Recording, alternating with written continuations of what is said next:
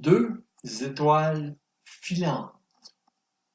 Il était une fois en Nouvelle-France, au temps des colonies, un beau et grand jeune homme de 20 ans qui travaillait à un comptoir de traite.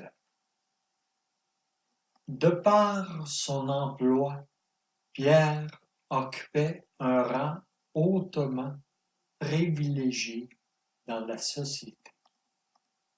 Mais était-ce si important, lui qui ne rêvait que de voyage et de liberté? Peu de temps avant que le vent du large ne l'entraîne vers de lointaines contrées exotiques, il remarqua l'arrivée d'une nouvelle vendeuse au comptoir de traite.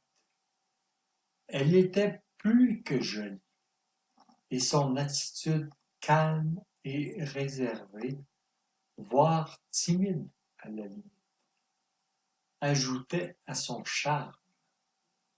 Pierre ne l'a vue qu'en de rares occasions, sans jamais lui adresser la parole. Il quitta cet emploi et navigua bon nombre d'années. L'air salin l'enivrait et l'entraînait continuellement vers d'autres rivages encore plus attrayants. Bien sûr, à chaque nouvelle escale, il devait se faire une place parmi tous ces gens qui ne l'accueillaient pas nécessairement les bras ouverts. En ces temps moyenâgeux, démontrez que vous ne représentiez pas une menace pour le bourg, mais que tout au contraire, vous apportiez un vent de fraîcheur et de nouveauté indispensable au bon moral des citoyens, devenait essentiel à votre survie. Heureusement, Pierre était un troubadour accompli, bien de son époque, avec des talents de conteur, d'animateur de foule, de comédien et de musicien. Tant qu'à notre jolie vendeuse du comptoir de traite, vous pouvez être certain qu'elle aurait fait la une de l'actualité dans les magazines modernes. Mais en ce début de colonisation, les critères de beauté étaient bien différents. C'est plutôt dans les soins hospitaliers que la séduisante jeune femme œuvra. Durant de longues années, elle seconda efficacement nul autre que Jeanne Mance, considérée cofondatrice de Montréal, où elle fonda puis dirigea l'Hôtel-Dieu. Pour ce qui est de notre homme de théâtre, il fut aimé et désiré pendant plus de 40 ans, mais malheureusement, la maladie l'obligea à cesser ses activités et il fut contraint à revenir à son port d'attache, le comptoir de traite. Il eut alors besoin d'aide dans sa modeste demeure de pans de bois, et c'est une certaine Chantal qui vint cogner à sa porte.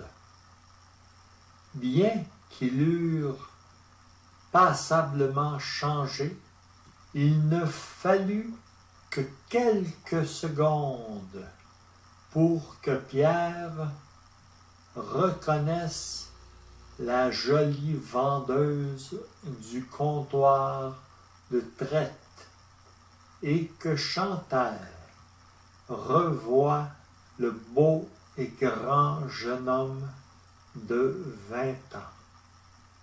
Elle prodigua de bons soins à Pierre et ils échangèrent des sourires et des regards complices qui ne mentent pas. Chantal sortit de la chambre de l'artiste pour ne plus jamais y revenir. Le soir même, il composa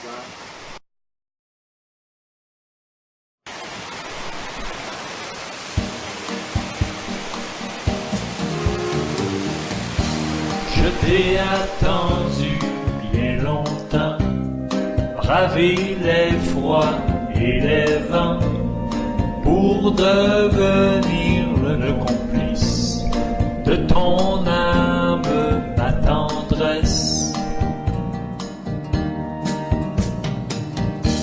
Paré de soleil et de joie, tu rayonnes autour de toi, de vie, de paix et de bonheur, où les peurs et les doutes meurent. Je ne t'ai pas vu arriver, je n'ai pas su me protéger de tes vagues et de tes marées. Qui montent en moi, hop, hop. Simplement par ton regard, tu m'as collé au plancher pour le compte et j'étais bon de rêver et de t'aimer.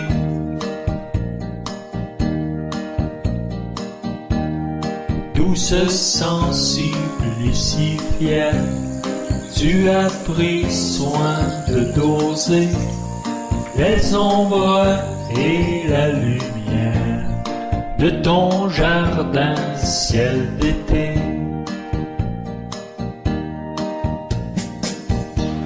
Je ne t'ai pas vu arriver, je n'ai pas su me protéger de tes vagues et de tes marées.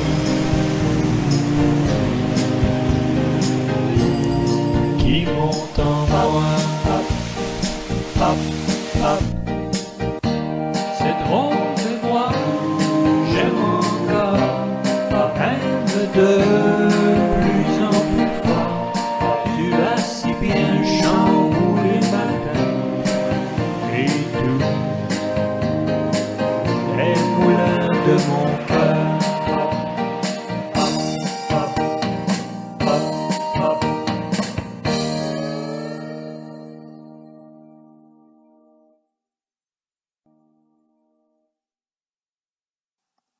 les nuits de grande luminosité où l'on peut apercevoir les astres de lumière apparaître et disparaître brièvement dans le ciel.